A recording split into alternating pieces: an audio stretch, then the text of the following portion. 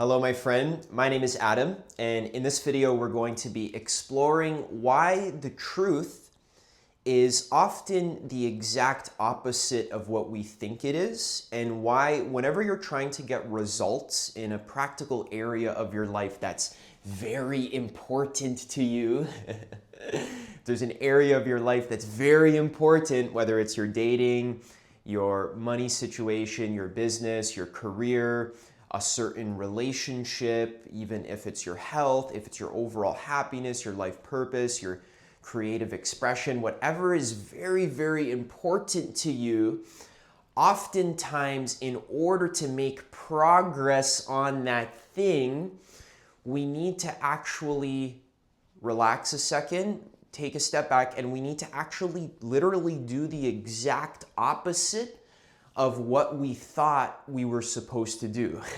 Okay? So I was writing this article recently. It's over on my website. It's actually the almost like introduction piece. Like that article is basically goes really, really well with this video here. And as I was writing, I decided that I would just, instead of writing out the last part of the article, I just thought I would speak it because I'm more excited to talk about it. I got to just kind of go with the flow in my creative process. And maybe this is the first example. So oftentimes I'm a writer, right? I've been writing a lot of blogs and sending out emails and this kind of stuff. Oftentimes you would think if you're inspired to write something, right? So I was chilling out. I just took a nap, right? I got my meditation cushion here. I don't know if I can show you. This is my chill space where I write and meditate and stuff. I was taking a nap, right? So I was meditating for like 10 minutes. I was so exhausted, so I kind of had to clonk out and go to sleep. So today is like every single day where I basically have the entire day off. Okay, so I have the whole day to basically do what I want to do. And this for me has been such a huge problem because as an entrepreneur, I have this feeling of like, in order to be successful, in order to have an authentic and helpful creative output that actually brings me success, I have to like always be working, or I have to like force myself to work even if I don't feel like it. And many times I found myself working out of anxiety versus working out of excitement. Now, I want you to, just have to check my camera recording out of anxiety, right? I want you to actually reflect for yourself, where in your life are you acting out of anxiety because you feel forced, or you're scared, or you're worried something bad is going to happen, so that's actually what motivates you to go to the gym. Or that's actually what motivates you to text a girl out of lack, out of fear that I'm going to be lonely, or I'm not going to get sex, or a guy, right? Texting the guy, seeing if he's cheating on you out of fear. And this is true in your career when you're working, right? You're putting in effort and taking action out of fear, not because you're inspired to, not because it's authentic for you, not because you actually want to, but because you're scared of something bad happening. You're attached to some sort of outcome, and that actually pushes you to take action. And then you trick yourself and you create this whole story telling yourself that actually I'm being productive. So in the past, a few years ago, when I was starting to figure out this whole entrepreneurship thing, it's very difficult because I have to run my own schedule, right? Which is something that has always been a challenge for me. I don't know how to like get myself to do things. This, even when I was in school as a kid, I could never like finish my homework assignments because I just didn't want to do them, basically. So I throughout my whole life, I was conditioned with this habit and this mindset that in order to succeed in your life, that means you have to work or do stuff that doesn't feel that good, and you need to like fight against yourself. It's like you versus yourself, right? You have to fight and hustle and grind and, oh, you want to take a nap, on a Friday afternoon? Fuck you. You say this to yourself. Fuck you. You need to work, right? You need to grind. You need to hustle. I went through this whole phase of productivity, hustling, grinding, working, completely against the natural flow, completely against my intuition. And what this caused is my creative output was horrible and sucky. It felt like passing a kidney stone whenever I was going to create a video or something, or create a piece of art, which is the whole point of my business and my life, is to create beautiful things that come from a genuine expression of the present moment. That it's not forced, it's not fake, it's like a real thing that I actually am inspired to say, to help people, right? Or to write, or etc. Or something I'm actually inspired to do. That's the whole point of my business. But since I was infected with this productivity mindset, this hustle grind set, right? The 24/7 Sigma male hustle grind set, whatever that means. I don't even know what that means. I was infected with this negative conditioning, and then this caused me to, when I was making videos, it felt like passing a kidney stone. It felt forced, and I had to take 6 tries in order to record. I had to figure out what to say. I'm nervous, scared, tripping over my words. The words aren't just flowing out smoothly and effortlessly like they are now. And so this same principle that I'm giving to you, this is what we're exploring here in this video. Why is it that the truth in life, the actual way to be happy and successful in your career, in your dating, in your creativity, in your life purpose, etc. Why is it that it's actually the exact opposite of what you would think to do?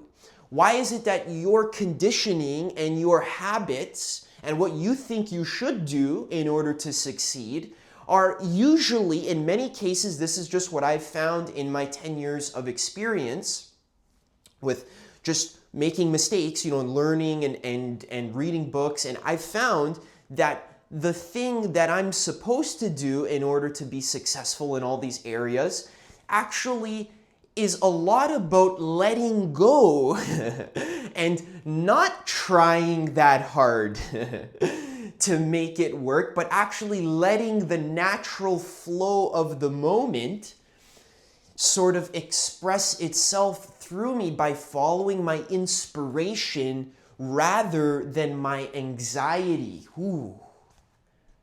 Like infinite waters, slow motion insight. Ooh. That guy's awesome. Slow motion insight. Ooh.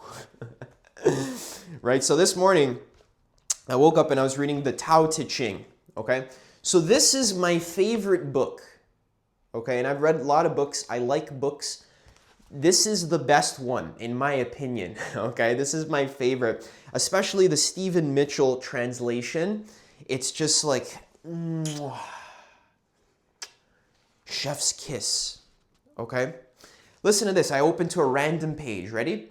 The Tao is always at ease. It overcomes without competing, answers without speaking a word, arrives without being summoned, accomplishes without a plan. Its net covers the whole universe, and though its meshes are wide, it doesn't let a thing slip through. Ooh. Ooh. Ooh. The Tao Te Ching, man, it never fails. Okay, so the idea, its meshes are wide, but it doesn't let us things slip through. This means you're open to experience, you're open to guidance, to being guided from your genuine inspiration. For example, so a few minutes ago, maybe half an hour ago, I was snoozing on the floor right after where I usually like to snooze, and then I was curious about this random thing about languages. I was thinking about Spanish and Italian and why they have le and la. Like, why do they have gender pronouns? Like why are objects in Italian have genders? You know, like the door frame is the door frame masculine or is it feminine, right? Like this, it's kind of foreign to me as a native English speaker. So I started asking ChatGPT and I was just investigating. I was following that creative sort of golden thread. So contrast this to me a couple years ago. I would not allow myself to just sleep on the floor, you know, on a Friday morning. This should be like my work time, right?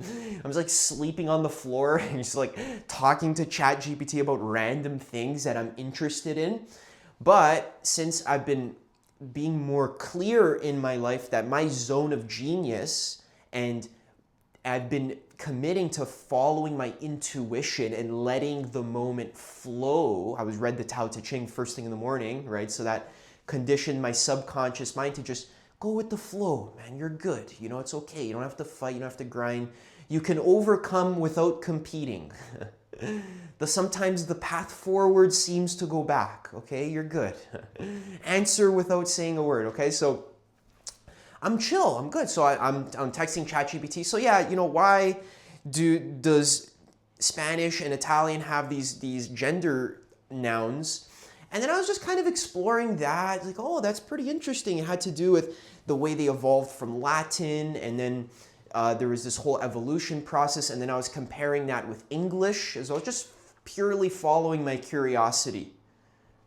Okay, there's no forcing, just like pure interest. Everything's good, you know, reality's fine. I'm just curious in a thing. I'm gonna investigate deeper. That's what I do. I'm an investigator. I investigate. We must investigate. So going deeper, I have to pee, 1 second. Yo, the craziest thing happened right when I went to go pee and I came back. I noticed the energy of the video was like, it wasn't flowing in, right? So I'm following my highest excitement. I'm practicing what I preach. I'm not forcing anything to happen, okay? So the energy of the video was like, okay, Adam, you need to just take a pause for a second. So what I did was I set up my camera and I actually just sat down on my chair and I thought I was gonna keep talking as I was sitting, right? As the video is recording, I'm just waiting for the energy to be ready to talk again. My phone shuts off and it says, you know, full storage space. And this happened to me in my last video. Actually, I have to go through my old videos, and because I record like tons of videos, I gotta delete the old ones. But again, the exact same way that it happened in the last video, okay, at the exact time when like something bad was gonna happen. So like, you know, the video would have shut off, right? And then I would have lost the footage if I continued talking. But the synchronicities of reality, check out that last video. It's called Living Synchronistically, where I talk more about this. The flow of reality basically made it so that I had to go pee all of a sudden. I didn't even really have to pee. Like I just peed right before recording, right? So why would I have to pee again 10 minutes later? But the synchronicities of reality basically organize the energies of my body, right, through intuition to basically pause, take a pause, right, so that I could actually hear that my phone stopped recording so that I can clear the storage, right? The storage is clear, right? Yes, it is. So that then I could continue recording. And I think we'll put on a blurry background.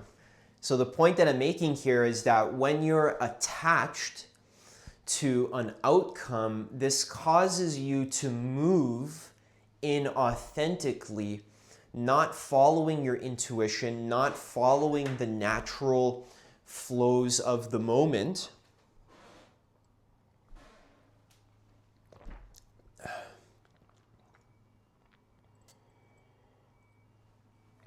But you're being overly forceful. You're forcing the result to happen. Why? Because you're attached. You're clinging. You're clinging on. You're clinged on. Why are you clinged on? So In the book Reality Transurfing, which is like a modern day sort of spiritual text, in my opinion, that's a little bit more based in like the new findings of quantum physics. Reality Transurfing is like a mystical text in my opinion. The author basically says the same thing that Lao Tzu said over 2,000 years ago. So all the sages are saying the same things, okay? The same things that the sages are saying. This isn't a new subject that I'm giving you, but I'm just telling you, like, Adam, this is such a weird new thing that you're saying. What are you, just following the flow? That's not real, right? Well, I'm trying to demonstrate that this is literally what has been spoken about for like thousands of years, all right? Lao Tzu on number 69, okay? Number 69, he says, the generals have a saying, rather than make the first move, it's better to wait and see. Rather than advance an inch, it's better to retreat a yard. This is called going forward without advancing, pushing back without using weapons. And then it continues, there is no greater misfortune than underestimating your enemy. Underestimating your enemy means thinking that he is evil. Thus you destroy your three treasures and you become an enemy yourself. Your three treasures are simplicity, patience, and compassion. When two great forces oppose each other, the victory will go to the one who knows how to yield. How to yield. That's what I've been talking about. I think this is my core message, what I'm trying to get across in my videos, which is why sometimes you might see me seem like I'm a little bit, flowy, right? It's not because I'm ungrounded. Sometimes I am a little bit ungrounded, but actually, I think what I'm trying to show you is that actually what it really means to be grounded, to be present in the moment, is to not be attached to some egotistical plan. You have a plan of how you think things are supposed to go in your business, on the date, in your exercise routine. Something as simple as like you go to the gym, right? Are you listening to your body? Do you listen to your body? Or do you just exercise like a robot monkey? You're like a robot monkey. It's like in that game Bloons Tower Defense. There's literally like a robot monkey. That's you. Sorry, I like that game. Most people don't know that reference. But what you're doing, let's say when you go to the gym, if you're really attached to gaining muscle and looking a certain way so that you can get your survival needs met, your social status, so that people like you, so that you feel proud of yourself, so that you feel worthy, so that you get approval from your others, right? From your parents. Okay, this deep psychological wound is actually what's causing you to go to the gym and work out like an unconscious monkey. Now, listen, if you're at a phase in your life where you've never gone to the gym in your entire life and it's like a new thing that you're doing, of course, follow a regimen, follow a protocol, and just, that can help to get you in there, right? But for someone like me, I've been going to the gym for like 11 years. I've been doing it a long time. And I've done multiple protocols. I'm at the point in my life where like I don't need to follow a rigid, strict structure. I'm at the point in my life where it's time for me to just sort of flow and follow what feels good in the body. If I want to push, then I push. If I want to pull, then I pull. If I want to squat, then I squat. It's based on what feels good. I'm not staying at the gym past the time that it feels good. I'm not staying shorter. I'm not leaving early when I still have energy to work.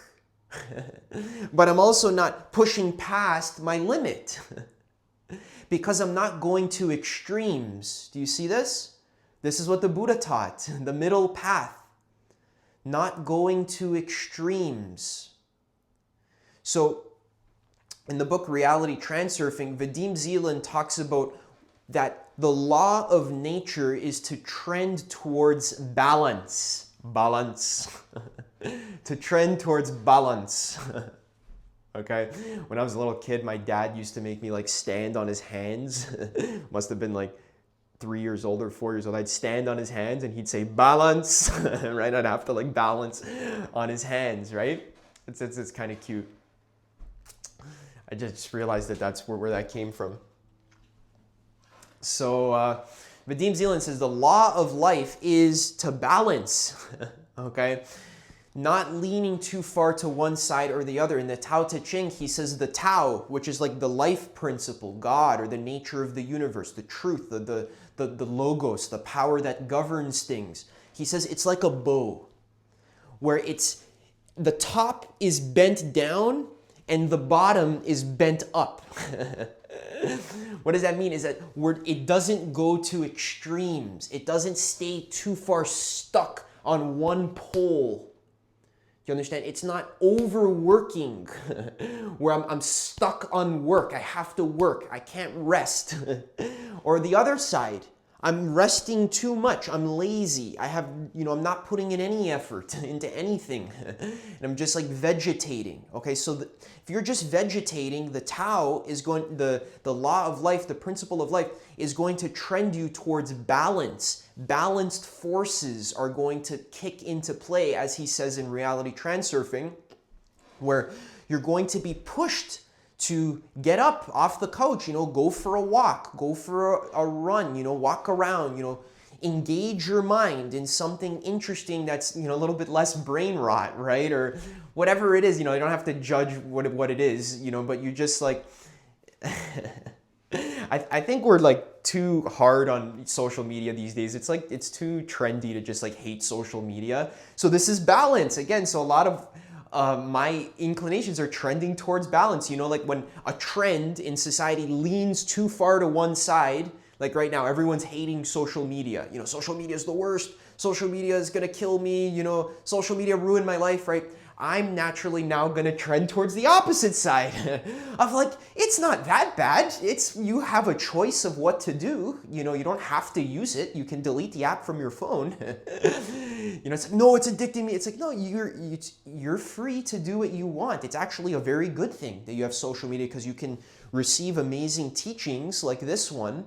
And like I have from my teachers as well. You can interact with people across the world. I've received teachings from Dharma masters, from Buddhist masters and stuff who live on other sides of the planet. I couldn't have received those teachings at, my age with, 20 years old having no money. I couldn't have flown to like, Nepal or whatever to receive those teachings instantly across time and space, right? I've done a little bit of that in person, but not like to the degree where I've literally spoken and heard info from like hundreds of different teachers, psychologists, masters, etc., success coaches, whatever, and hearing what they have to say. So I'm just saying reality trends towards balance. That's my exact example there. That let's not go so far to one side. Oh, social media is ruining my life. No, it's not. Social media is fucking amazing. Okay, it's literally the best fucking thing that's ever existed ever. Okay, it's a phenomenon. Like, you're lucky. Like, literally pray to God every day that you have social media. It's the best. Okay, if there's brain rot scroll content, okay, I agree. It's not perfect, but that's up to you to manage. That's not up to the algorithm. It's like, oh, it's YouTube's fault.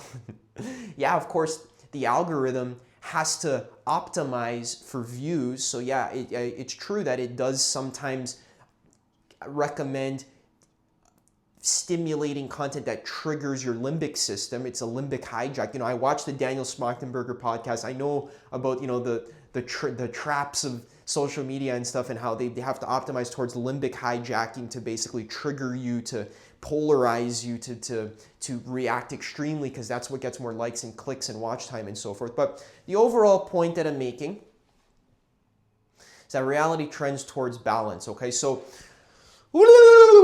got to finish the point, guys. Sometimes the monkey is swinging from branch to branch. So what Vadim Zeland says in Reality Transurfing is that when you make something too important, this creates excess potential energy. What does that mean? So when something is too important, when you add too much relevance or too much importance to a specific subject. So I just gave an example with the social media, okay? Or maybe it's like a certain job interview, or maybe it's a certain election, or it's a religious belief system, or it's a person in your life. Whenever you add too much importance, even if it's like an action you have to take, oh, I have to stop watching porn. I have to stop smoking weed. I have to stop this. I have to stop. Whenever something becomes excessive, it's normal for balanced forces to tell you, oh, I have to stop. Okay, that's normal, right? But if you then become zealous about it, you become extremist to the other side of porn is evil and everyone who watches it, should go to hell, and the industry, and you're going to start like rallying against it, in some sort of like, you become militant, right? You become overly rigid. You're not flexible and loose and pliable.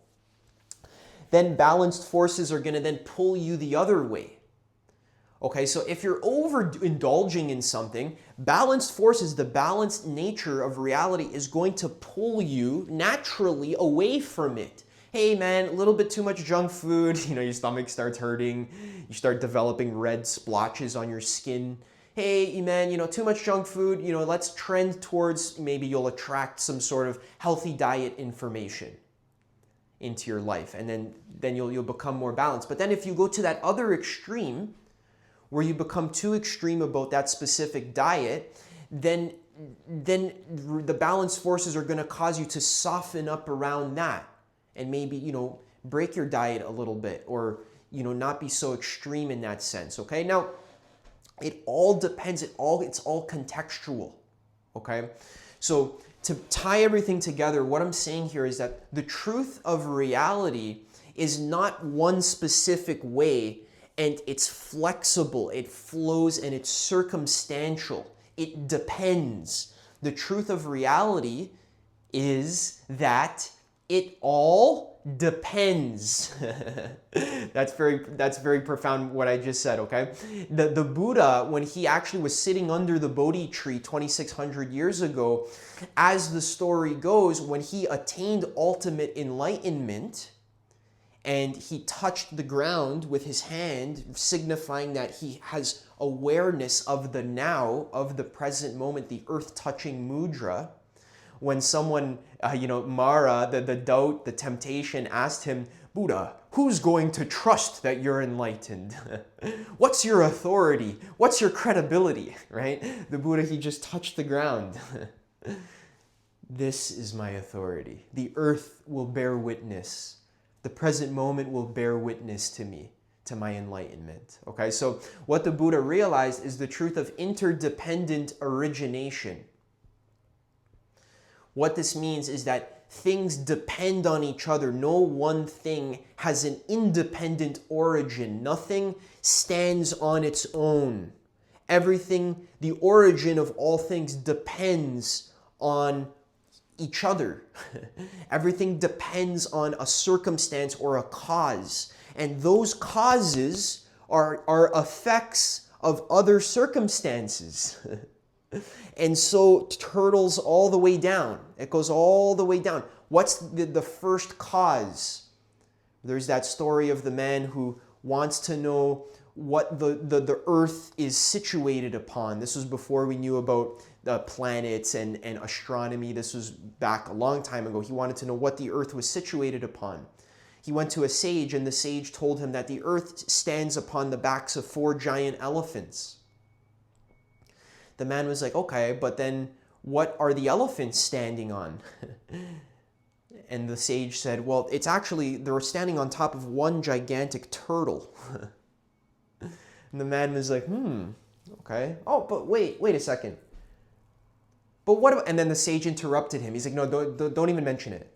And the man's like, but wait, no, wait a second. What's the turtle standing on? The sage is like, don't worry about it, because it's going to be turtles all the way down. Okay, so that's the truth of life. What causes existence? You know, is it God? Is it evolution? Is it, what is it? Is it the Big Bang? It's turtles all the way down. It's the Buddha discovered in his enlightenment that it's interdependent origination. There is no thing that caused another thing. This whole idea of causation.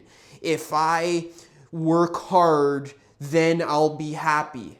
If I create this video, then I'll get a lot of views, right? If I ask this girl out, then she'll respond well, you know? This whole idea of this thing that I do is going to cause this other result in reality. This is a flawed premise. This is what causes too much importance. Okay, so if you're attached to a certain effect, okay, you need a specific effect, whether that be sex or food or status or approval. You need a certain effect, a lot of views, a lot of money, a lot of whatever. You need that thing, you're attached to it. Then you're going to be inventing these stories in your mind, these mind-made stories, these plans of like, okay, so I have to wake up at 5 a.m. every single morning, and then I need to, release one video on Monday at 1 p.m., every single day. It's like, that's not how creativity works, at least not for me. Okay, I'm sure there's other people out there that work very well with schedules and are very schedule-oriented people. That's not how reality works for me at all. Okay, I can't just turn on my creativity at 1 p.m. on Monday, right, and release this like consistent content schedule. I can't plan my content ahead of time and then, read off the script. That's just not what works for me. Okay, and this is, I think, a good principle to add into your toolbox of understandings of life. It's important to understand you can't always control effects by taking actions on what you think the causes are. Because what I'm trying to get you to see is that reality is mysterious. It's mysterious. A lot of times, even when you're shooting towards a goal, you don't even fully know what the goal is yet. It's like the goal is like taking form as you're striving towards it. This was happening recently with this meditation experience that I'm guiding in the middle of September. It's going to be like a course / a live guided sort of experience where it's just going to help people deepen their meditation. Right, so stay tuned for that, right? I'm really excited about that if you want to be part of that. But this thing, it started as this idea for like, oh, it's going to be about the subconscious mind. It's like, oh no, but actually it like morphs and changes based on my highest excitement. The actual thing that I'm creating takes shape as I am creating it. And it sometimes it completely changes. Sometimes you had a certain goal, like, oh, I need to, hit this certain revenue margin by releasing this much marketing material, by, getting this many clients. Like, you're turning business, right, or creativity into like a numbers game, right? Sometimes it's okay to be able to think. So, see, notice how I'm not going to extremes. See, that's what I'm trying to say. Sometimes it's okay to look at the numbers. What are the numbers? What's my ad spend? What's my gross profit? What's my net profit? Etc. What's my cost per acquisition per client? Okay, it's good to look at the numbers. Sometimes you got to know a little bit about your numbers, your rates, your analytics. Okay, but then you can go to the other extreme where you're only focused on analytics and you're turning the organic process of being alive into this sort of mechanistic thing. You're trying to overly mechanize life. You're trying to turn life into a math equation, thinking that A causes B. 1 + 1 = 2. Right? So in math, that's true, but life is not math. Okay? Sometimes it's math, sometimes. Other times it's not. Sometimes life is not math. As Kurt Gödel proved in Gödel's incompleteness theorem, he used math to prove that life is never math. It's never always math. You can't fully conceptualize reality using finite symbols, but notice that's what your mind is always trying to do. Your mind is always trying to demystify life. You are addicted to control. You need everything to be known. All of the variables, what could go wrong? If I create this piece of art, like, what's gonna happen? I don't know. Who's gonna judge it? Who's gonna see? You're trying to control all the mysteries. You're trying to squash all of the chance out of it. Like chess, for example. So, for example, there's this game I love to play. It's called Magic the Gathering. It's a card game. It's like a trading card game. Phenomenal. So fun. I've been playing since I was 10, and I still play because it's so fun.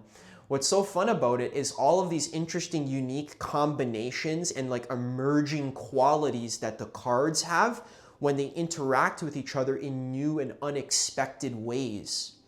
Compare that to chess, for example. Chess, for me, chess puts me to sleep because even though it's fun, and there is a lot of emergence in chess, what's sort of there's a lot of new and interesting positions in chess, so that's true. There's a lot of novelty in chess, but the thing that's not that fun about chess for me is that there's no chance.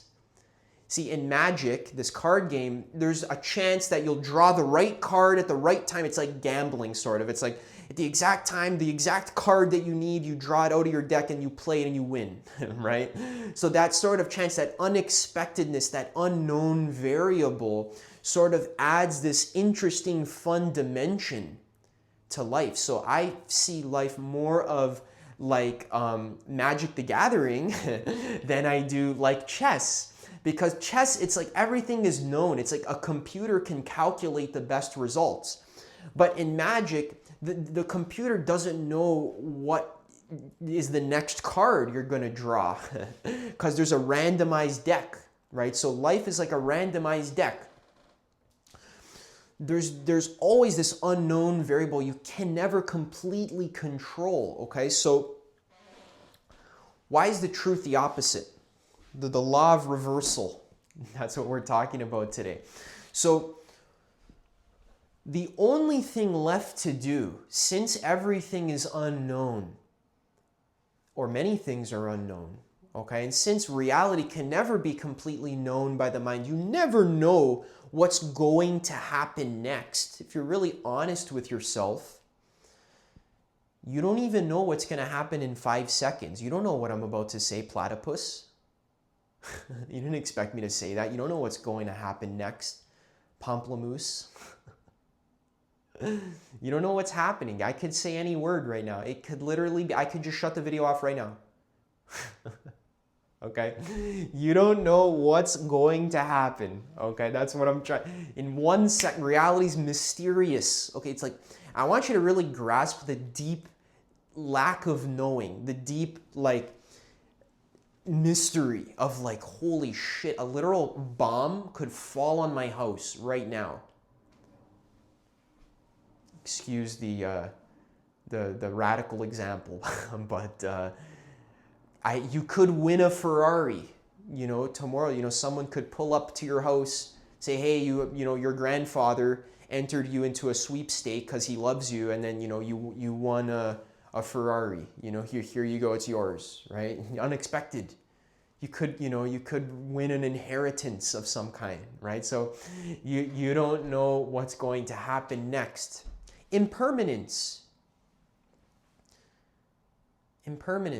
Things don't last. They're in flux. They're flowing. They're changing. So you can't control too much. You can't fight too much. You can't try to grab and hold too much. Okay? This is what Vadim Zeland's called excess potential, too much importance. The law of balance will slap you on the wrist.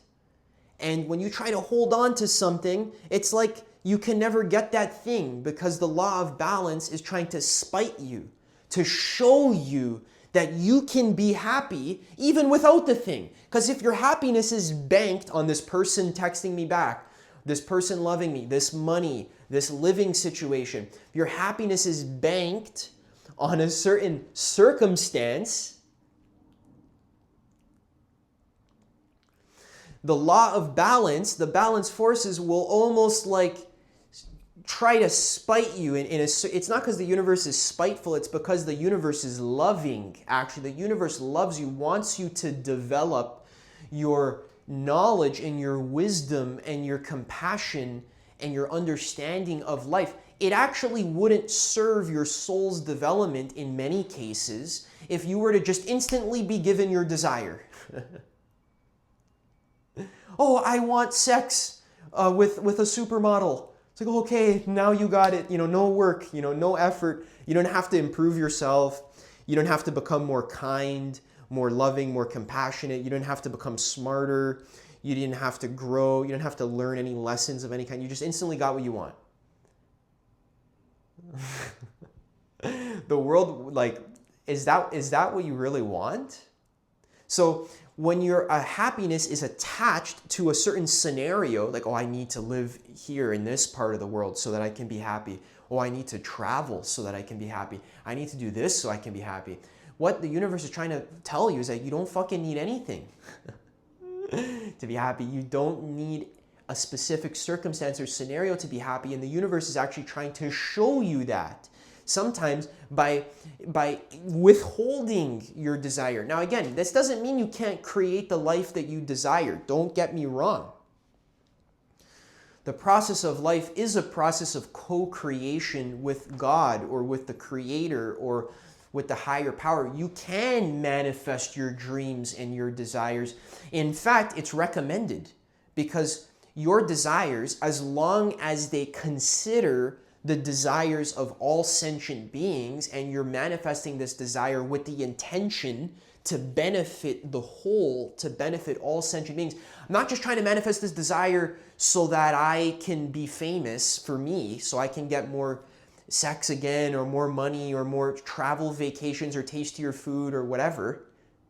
I'm not trying to manifest this thing for me. I'm trying to manifest this for the sake of all sentient beings. Okay, so if it's for the highest good, let this thing manifest. That's kind of the process of co-creation with God. So you can manifest your dreams that are beneficial for the whole, okay, because then God will work together. That's why it's co-creation. What is God? What does God want? God is infinite selflessness and erotic growth. So the word erotic comes from the Latin word eros, which means evolution. Isn't that very interesting? So erotic drives from desire, the desire for evolution. The desire is the force of the universe. Desire is growth, expansion, more. I want more life, more abundance, more wisdom, more satisfaction. Okay, eros. That is God. That God wants more life for all beings. May all sentient beings achieve their wishes. May all sentient beings be happy and satisfied and be free from clinging and from delusion and from suffering. May all sentient beings evolve and grow and expand towards their highest potential.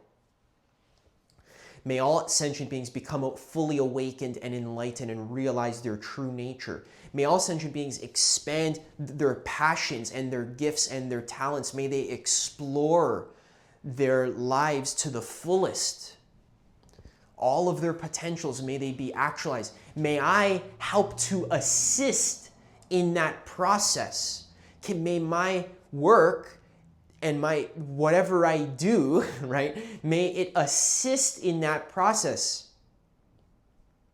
How can I, through my life, by following my intuition, right, by surrendering and relaxing and trusting God, and this is what you do, you intend to God, or you intend to the universe, I intend to be of most benefit for all sentient beings. Please help me or I'm intending, I'm aspiring, not like you're waiting for God to help you, right? But it's a co-creation. There's not one extreme.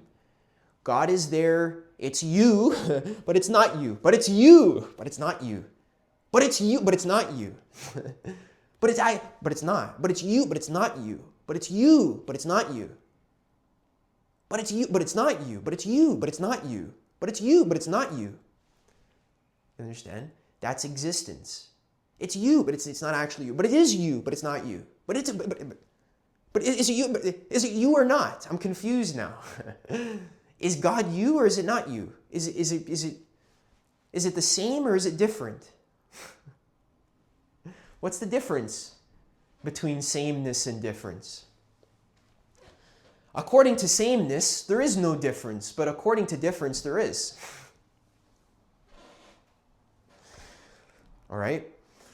So co-creation with God, set the intention. I intend to be beneficial for all sentient beings. I intend my daily life activities, I devote and dedicate my life energies to be of benefit for the awakening of myself. May I awaken, may I gain the wisdom, the understanding, and the compassion, and the openness, and all of that, right? May I gain those virtues, the patience and so forth, that I need in order to see clearly so that my actions actually can be of benefit for all sentient beings. And then we surrender to the mystery. How do I know if my actions are actually beneficial to beings or not? It's because I'm following the resonance of my heart. So when I speak, you might say, like, Adam, you're very charismatic. Why are you so charismatic? Because my mind has bowed to my heart, meaning that I surrender to what I want. I surrender to my true desires in each moment. This is authenticity.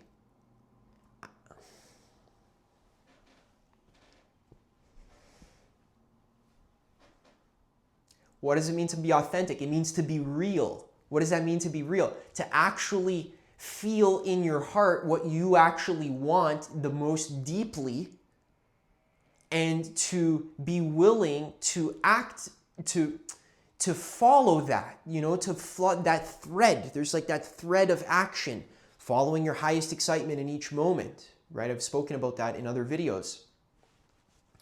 Allowing the moment to almost balance me. But Adam, how do I do that? So the way you do that is by becoming more sensitive to the energies of the moment. You have to actually take time each day to ground in the earth, in yourself, in your body, in the moment, in the presence, just the simplicity of now, the bare being, literally the feeling of the breath rising and falling.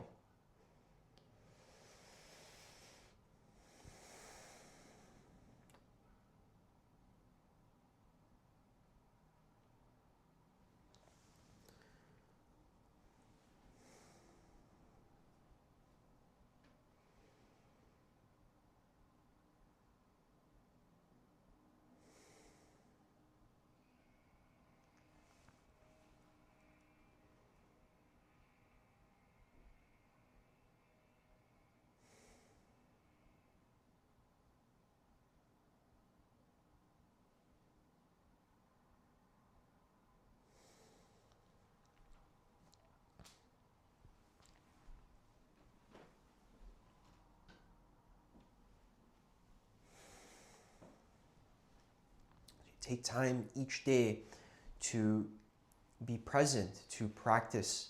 I like to sit and do some sort of meditation of some kind, and I do it based on my intuition.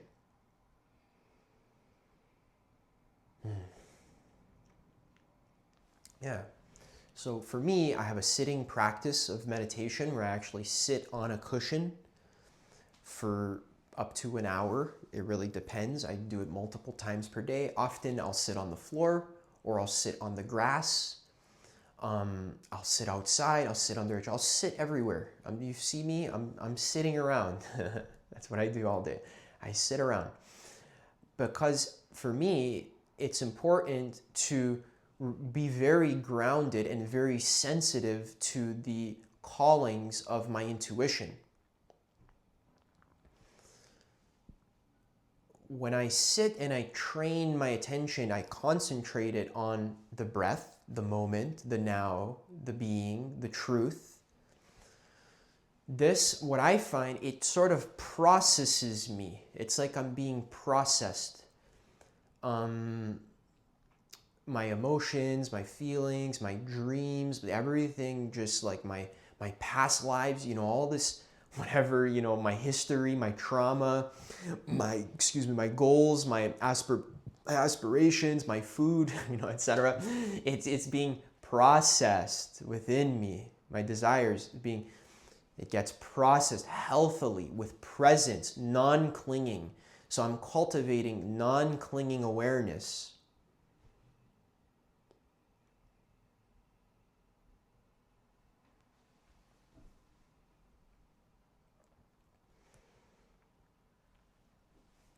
I'm cultivating non-clinging awareness on a daily basis.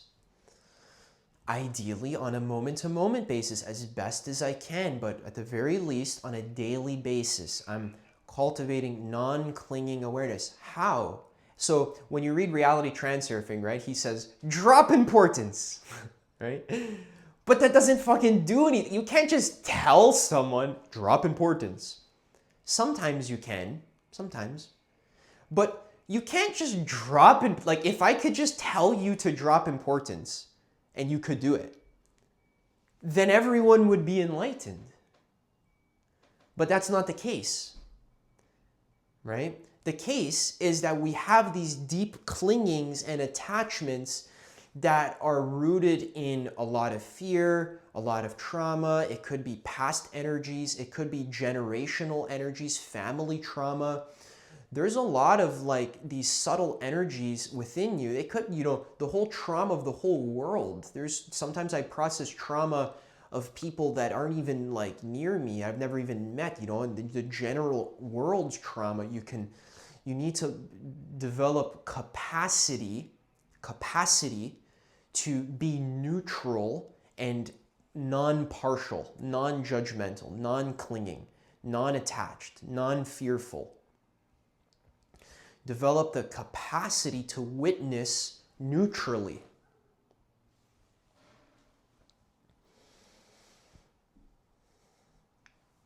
This capacity to witness neutrally, it requires practice. It requires training. Just like any capacity, the capacity to shoot a free throw, the capacity to do the splits, the capacity to write a sales page, whatever it is. You need to develop the capacity to be non-judgmental with all phenomena. To be neutral mind, even mind, to maintain a sense of balance and equilibrium within yourself, within your body, and within your body. To not cling, not going to extremes, not being attached to gaining something or being afraid of losing something. Realizing that, what are you going to lose? The whole universe literally exists now in the present moment. What are you going to lose? Where would it go? If you're going to lose something, right? Where would it go? If not in the present moment? How could you lose a thing? Where would it go? I'm curious. All things exist now. You're good. Okay, you have the whole universe at your disposal, literally physically manifested now, currently working on your team to actually help to support your highest evolution and happiness and peace and satisfaction and well-being, okay? This has always been the truth. You've always been supported and taken care of and helped by the universe, okay? So we're nudging you right now to develop a meditation practice. And what does that mean? That means learning how to sit, learning how to focus, what kind of breathing technique. There's a lot of different kinds of meditations. It's good to have a variety. It's good to get a different perspective. Going on a retreat is very powerful, very life-changing. Follow your intuition, right? But going on a retreat is so powerful. Look for retreats near you. That can be a life-changing experience. I've been on many retreats and they're always changed my life. That's so helpful for you as a beginner to go on a retreat, because it's like a launch pad.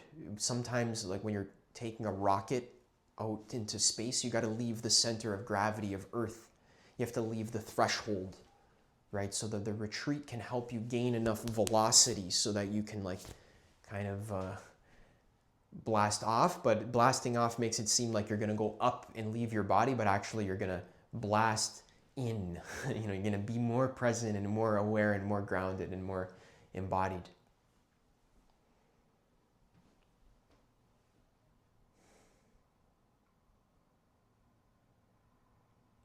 All right, so that's what I'd like to help you to do here, to summarize what I just spoke about.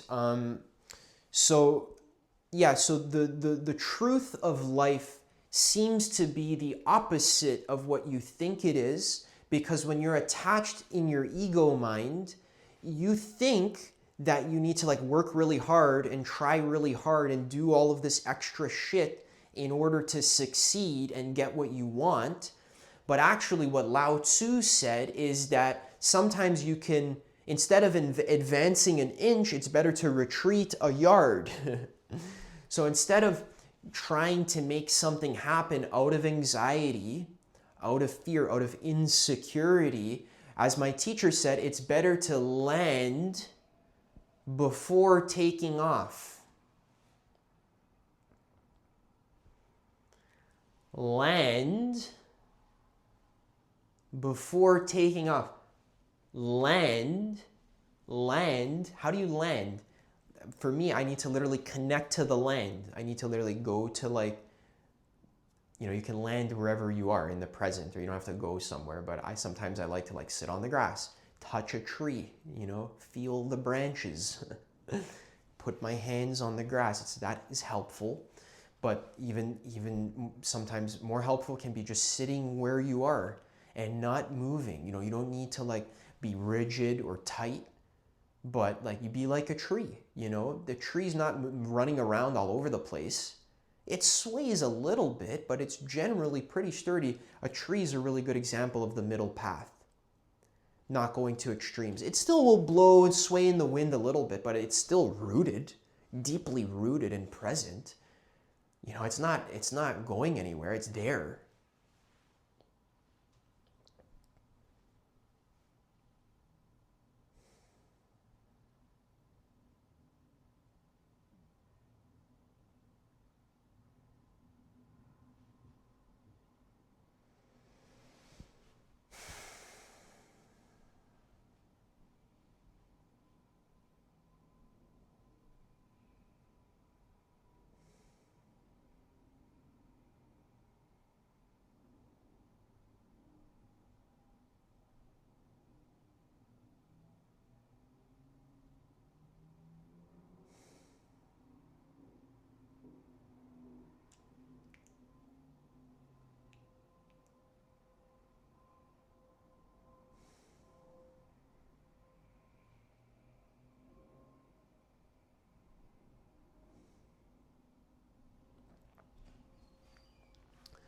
All right, thank you so much for listening. What was I going to say?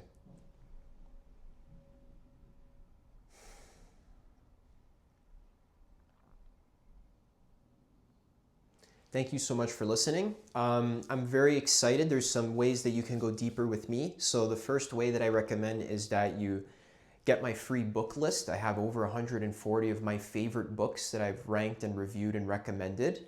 You can get that over on my website, adammiceli.com.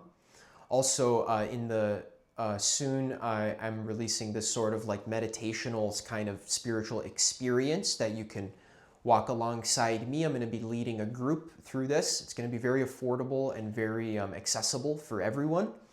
So I'm really excited for you to be part of that. If you're watching this in like the far distant future, then you may be able to still access that. It's going to be like a meditation course, so you'll still be able to access that even if you're watching this like months in the future. And lastly, yeah, stay tuned, stick with me. I'm evolving, I'm growing, and I'm helping you to do the same.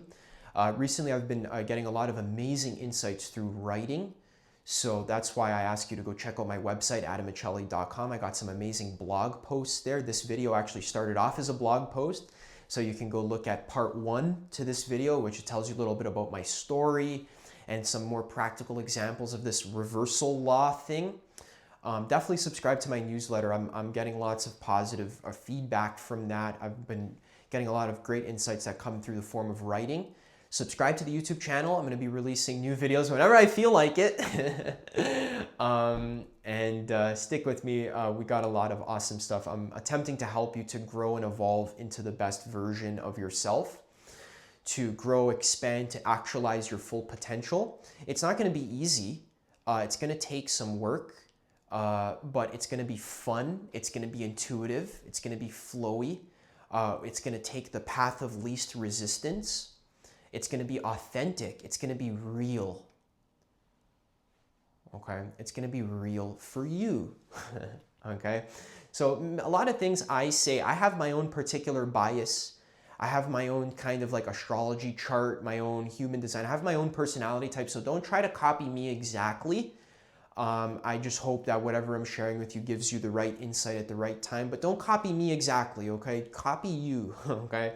Do you feel your truth? A lot of the stuff I say might not fit for you, okay? So don't like don't try to, copy me too much, okay? It's okay if you can take certain, aspects of what I do and, can incorporate that into like your own thing, okay? Don't like follow me, because that's not going to be helpful, okay? So just do you. I love you. I'm trying to help you here, okay? Let's do it. Let's expand towards our highest potential. Let's self-actualize and let's help the world be authentic and really manifest our fullest potential. I really see a lot of potential on planet Earth. A lot of humans are gifted, are passionate, are wise, are intelligent, and a lot of new souls are coming to Earth that are here to actually help with aligning humans so that they can sort of work through this deep, dark trauma that they want to ignore and distract and not look at, watching TV for hours and days and weeks and months and years and lifetimes just distracted, doing other things, video games, this, that, scrolling. We're always distracting ourselves from basically just sitting and being alive and really feeling fully and completely everything, fully feeling. All right, that's once we do that, we unlock a lot of energy, a lot of dormant potential, and that energy can then explode and expand to amazing creations. Okay, one of the reasons why I do what I do is because I want to see the awesome creations that humans make. I love seeing humans in their fullest. I love when people just do interesting things with their bodies, with their minds, with their hearts, with their souls. I love watching humanity reach its fullest potential. It's just, I want to see more good movies and more good songs and more good this and more. I want everyone to actualize their fullest gifts and to be paid for it and to have this to be supported for it, this energy exchange, right? That's what I help to do. If you want to connect deeper, check out my website, adammiceli.com. Thank you so much for watching. I love you. Okay, bye.